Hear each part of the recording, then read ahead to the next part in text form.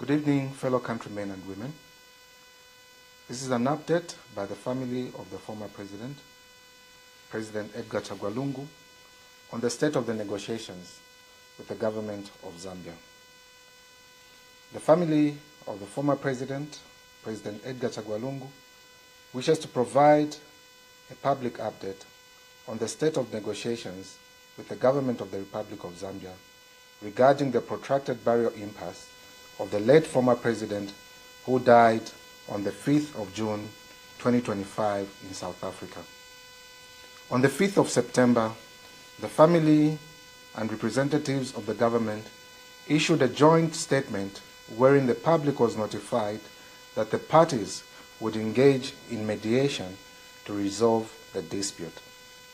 It was agreed that the process would include taking steps to rebuild trust that had earlier been broken by the Zambian state when they released a funeral program that included new elements that were contrary to what was agreed upon.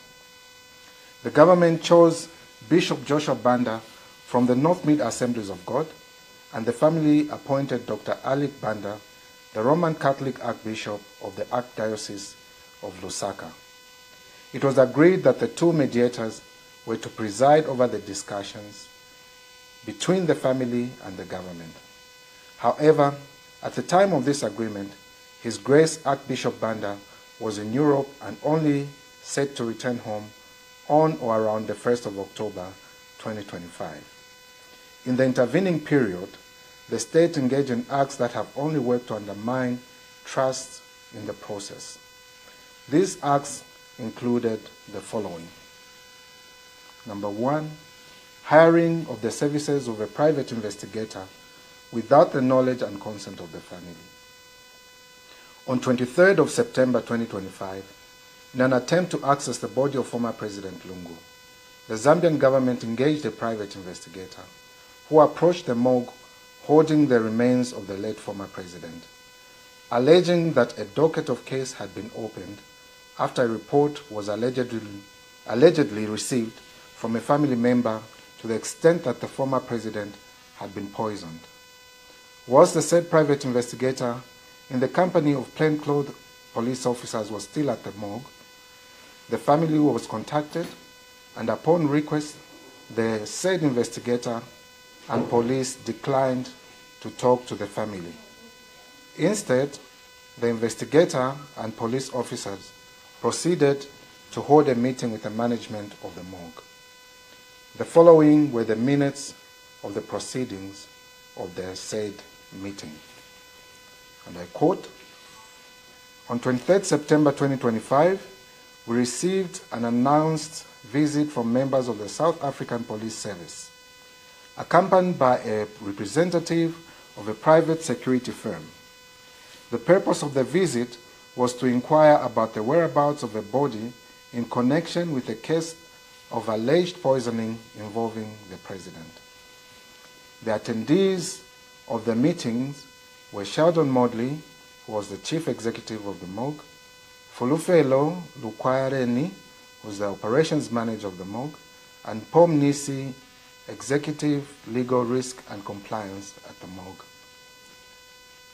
With the private investigator was Detective Sergeant Ngwenya from SAPS Parktown, Sergeant Tobejani from SAPS Parktown, and Mr. Sibindi, the CEO of GIRA's investigations.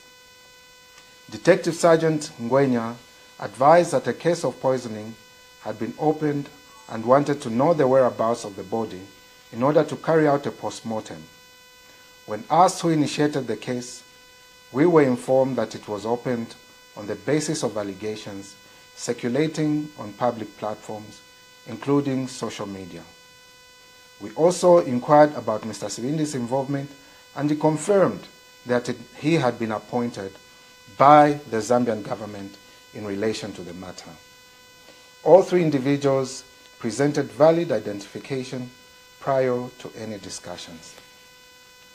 We confirmed that the body is currently with TM, although we do not have specific details on its exact location. We also informed the officials that a court order is in place prohibiting the release of the body, and we remain committed to complying with this order. Detective Sergeant Gwenya indicated that SAPS may proceed with an application under Section 205 and potentially save us with an order to release the body so that they can do a postmortem on 25th September. Action TM to update the family regarding the above developments. End of quote.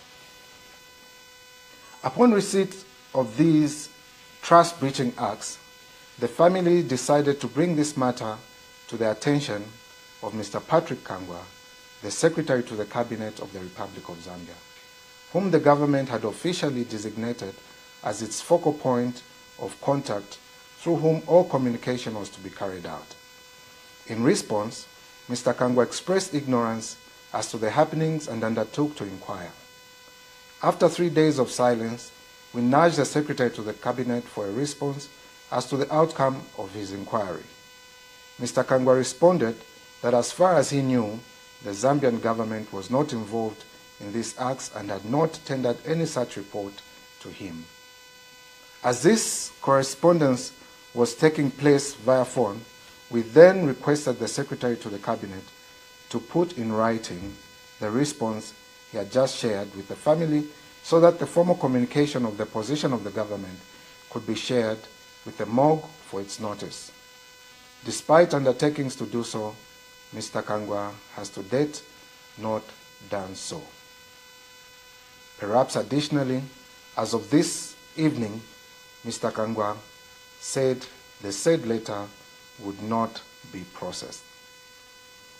Instead, on the 29th of September 2025, a group calling itself Progressive Forces of South Africa purported to have formally filed a report with the South African Police Service, alleging that President Edgar Lungu was murdered and as such investigations be carried out. It must be noted that this is the same organization that was used to disparage the Lungu family and vilify the late former President Lungu. It is also the same organization that protested at the Pretoria High Court when the matter came up for their hearing in the name of supporting the government of Zambia. The public may wish to note that while the family was and has been engaging the government in good faith, the government was and has, in the background, been carrying out clandestine activities that can only be said to be intended to frustrate the process and present a futile bid to access the body of the former President Lungu for unknown reasons. Secondly, the sustained and malicious attacks on the family-chosen mediator. Following the return of Archbishop Alec Banda, the mediator selected by the family on the 1st of October 2025, it was announced that the parties were to engage and agree on the dates and timelines for discussion. However, rogue online tabloids and individuals associated with the government of Zambia launched scathing attacks on His Grace Archbishop Banda, short of calling him a criminal. These attacks continued for days, bringing the name of the Archbishop into public ridicule and odium. This has resulted in the stalling of progress to formally commence talks. Incidents such as the above stated seriously erode the trust that is essential to the success of the process of this nature. They also raise legitimate concerns about the sincerity and coordination of efforts on the part of those involved. That said, the Lungu family remains fully committed to ensuring that the late former president is laid to rest in a manner that honors his dignity and wishes. This has been the position of the family from the beginning. As such, the family will explore every avenue to honor former President Lungu's wishes.